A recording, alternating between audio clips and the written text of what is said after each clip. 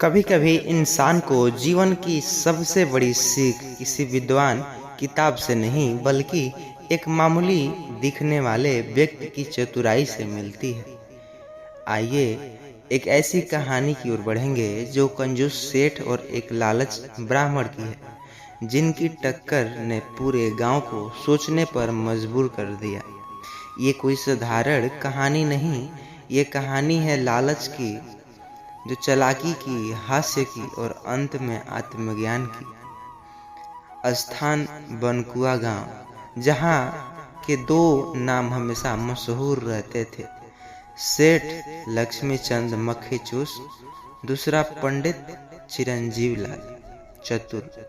सेठ लक्ष्मी चंद मक्खी चूस गांव के सबसे बड़े अमीर व्यक्ति थे। उनके घर में सोने की ईंटें, चांदी के लोटे और हीरे का झाड़ू भी था, लेकिन दिल इतना छोटा कि भीख मांगने वाला भी कहता, अरे छोड़ो यार, इस सेठ से कुछ ना मिलेगा। सेठ इतना कंजूस थे कि अगर पत्नी कहे 4 साड़ी ले लूं, तो वो बोले एक पुरानी उल्टी पहन ले, फैशन में आ जाएगी।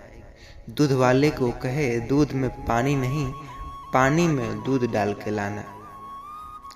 नाम जितना पंडित जी चिरंजीवी वाला जो कि लाल चतुर, नाम जितना लंबा, दिमाग उससे 4 गुना तेज।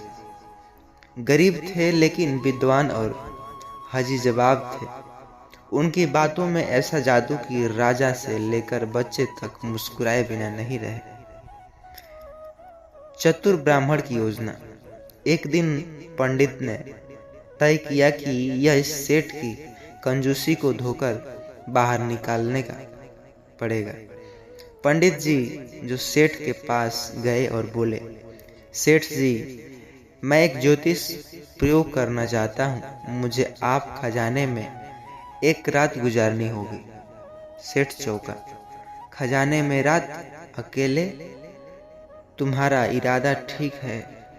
पंडित बोले, सेठ जी, ये एक खास धन वृद्धि अनुष्ठान है, जिससे आपको खजाने की राशि 3 गुना हो जाएगी। बस एक लोटा जल और 7 घंटे का ध्यान। सेठ की आंखें में रुपयों के चांद जो कि दिखने लगे। 3 गुना मतलब 10 करोड़ के 30 करोड़। लालच जीत गया। सेठ मान गया और उस रात पंडित को खजाने वाले कमरे में बंद कर दिया, लेकिन बाहर एक सिपाही पहरे पर। पंडित जी ने कुछ नहीं किया, बस ध्यान मुद्रा में बैठे रहे। सुबह सेठ आया, दरवाजा खुलवाया और पूछा, पंडित जी, अब खजाना कब बढ़ेगा? पंडित बोले, सेठ जी, आपने एक गलती कर दी। सेठ घबराया, क्या गलती भाई? जहाँ धन पड़ा हो वहाँ कोई भूखा नहीं रहना चाहिए। आपके नौकर को रात भर बाहर खड़ा रखा, भूखे पेट। ऐसे में लक्ष्मी जी कैसे प्रसन्न होंगी? सेठ बोला, अरे अब तो बढ़ाने का उपाय बताओ। पंडित बोला, अब आपको 3 दिन तक गांव में 11 गरीबों को अपने हाथ से खाना खिलाना होगा, फिर ही फल मिलेगा। खाने का आयोजन और चमत्कार। सेठ ने मजबूरी में आयोजन किया। ब्राह्मण की देखरेख में 3 दिन 11 गरीब को सादगी से खाना खिलाया। लेकिन कुछ दिनों बाद गांव में अफवाहें फैली, सेठ जी का दान काम कर गया। उन्होंने जो गरीबों को खाना खिलाया वो तो खुद व्यापारियों के बेटे निकले। कहानी फैलने लगी।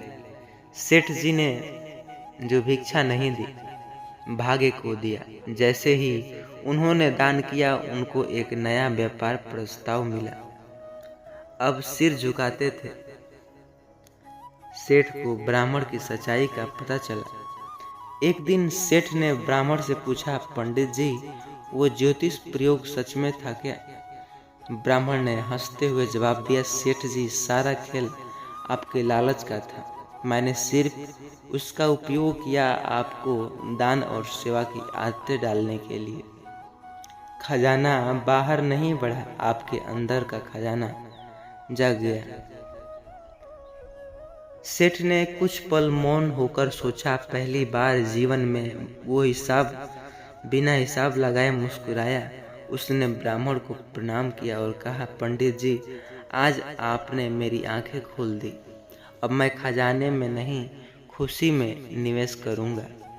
उस दिन से बनकुआ गांव के लोग सेठ को मक्खी चूस नहीं, दानवीर लक्ष्मी चंद कहने लगे। भरतपुर नाम जो कि गांव में चनवीलाल नाम का एक सेठ अपने पत्नी के साथ रहता।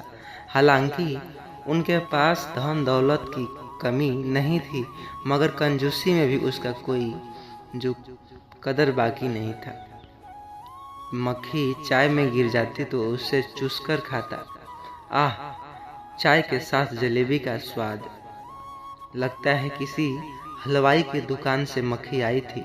इसको चखने के बाद अब तो जलेबी खाने की छुट्टी हो गई कुछ दिनों तक। उसकी पत्नी, हे भगवान, क्या करूं? इनकी इन कंजूसी का हर चीज के लिए कोई न कोई मुझे तो रुला देते हैं। पत्नी बोलती है, सुनिए जी, आज मछली खाने का बड़ा ही मन हो रहा है। आप बाजार से जाइए और ले आइए ना। पिछले 1 साल से आपको बोल रही हूँ और आप है कि बस टरकाते जा रहे हैं। कंजूस चनवीलाल ने सेठानी को बरगलाने की बहुत कोशिश की, पर सेठानी नहीं मानी। सेठानी मछली खाने की जिद पर अड़ी रही और वह थक हार कर सेठ चनवीलाल मछली लाने बाजार जाना पड़ा। भैया, मछली कितने की दे? उसने बोला, 100 की है। सेठ जी, अरे यह तो बहुत ज्यादा। भाई, तुम तो बहुत थक रहे हो। जहाँ से तुम लाते हो वहाँ इतने की थोड़ी ना मिलती है। तुम ठग रहे हो। सेठ जी, बताओ, जाओ जहाँ से खरीदता हूँ वहाँ चले जाओ, वहाँ से थोक रेट में खरीद लो। उसके पास चले जाओ। अब कंजूस सेठ चनवीलाल थोक रेट की दुकान पर पहुंचा। वहां गया, दाम पूछा तो, अरे भैया, ये मछली कितने की थी? वह बोले, 80 की। सेठ जी, चनवीलाल, वो दाम फिर से बहुत ज्यादा लगा। ओहो, अरे भैया, ये तो बहुत महंगी है। भाई, इतने की तो मैं नहीं लूँगा। वैसे भी जहाँ से तुम ये मछली लाते हो वहाँ की इतने की थोड़ी ना मिलती है। हाँ भाई, दुकानदार बोलता है, हाँ भाई, क्यों इतनी कम तो नहीं। नदी से मछली लेकर आते हैं, वहाँ बिल्कुल मुफ्त मिलती है। जाओ वहीं से लेकर चले आओ। सेठ जी को यह बात जो राज नहीं आई। वह अब मुफ्त की चीजें खाने में बहुत आनंद लेता, जो फिर उसे पैसे देकर क्यों खरीदूं जो मुफ्त में मिल रही हो। सेठ बोला। नदी की खोज में निकल पड़ा सेठ, और आखिरकार कुछ दूर चलने के बाद उसे एक नदी मिल गई। आह, अरे मिल गई नदी।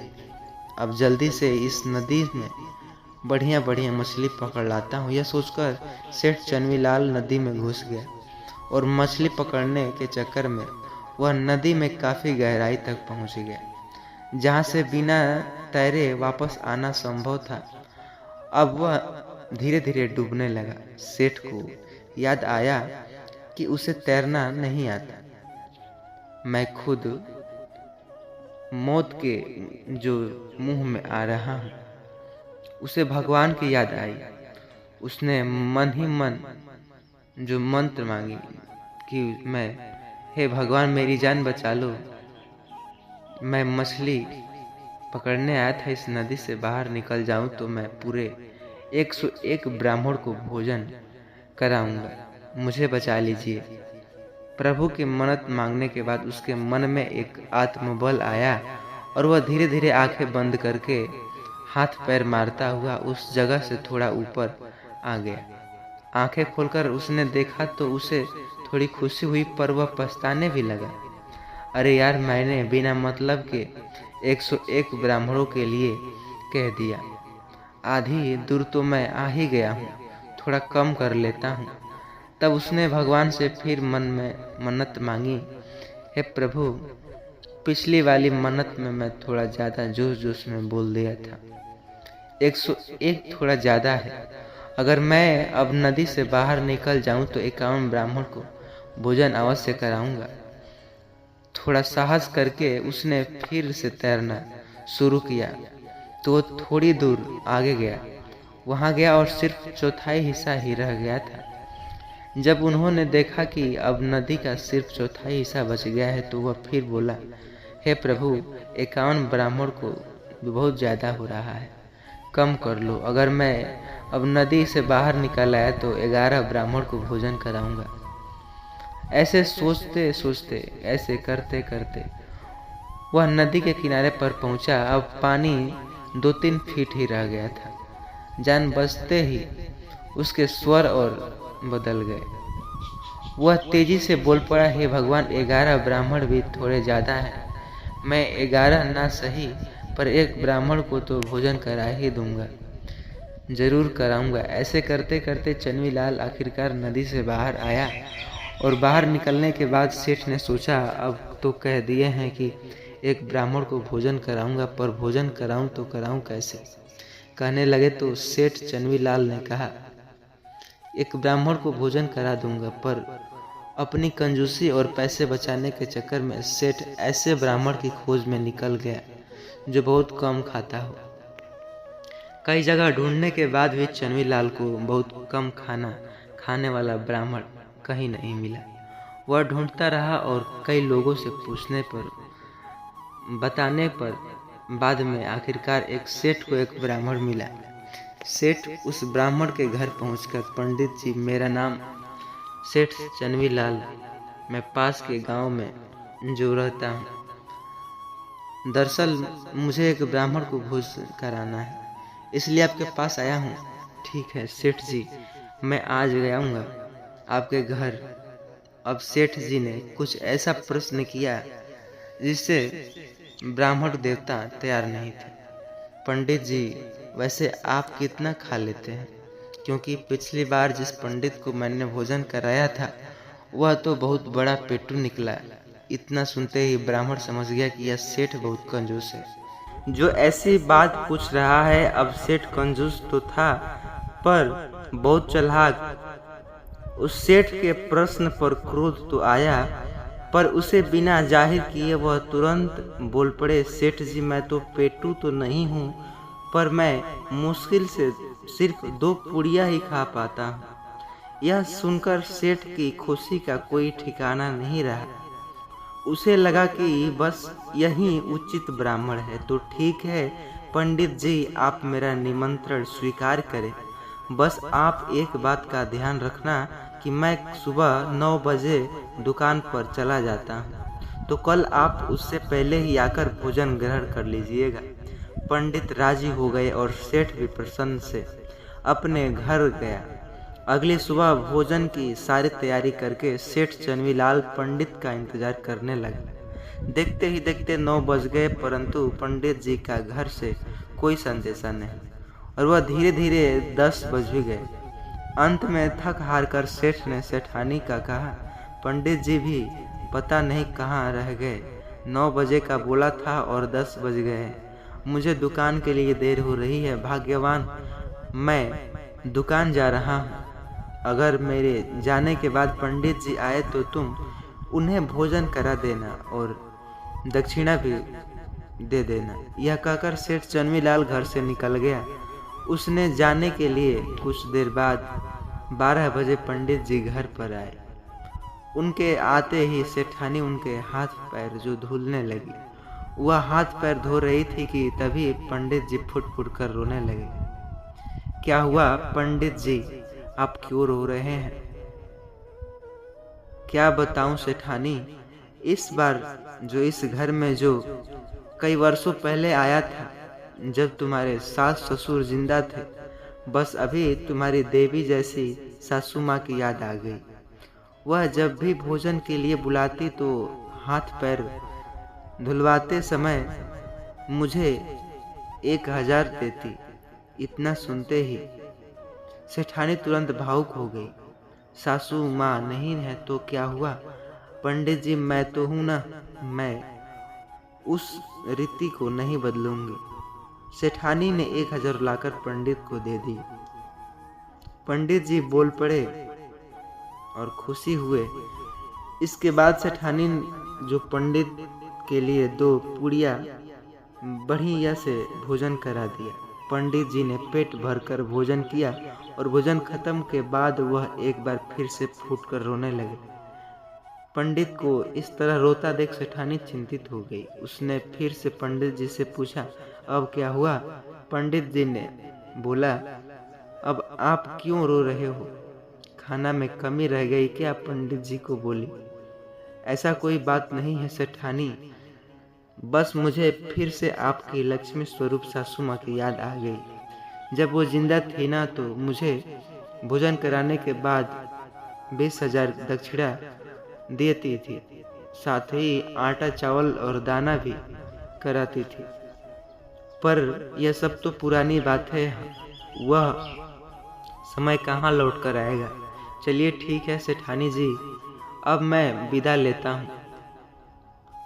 रुको पंडित जी, आप चिंता मत करो, जैसा पहले से होता आया है आगे भी वैसा ही होगा।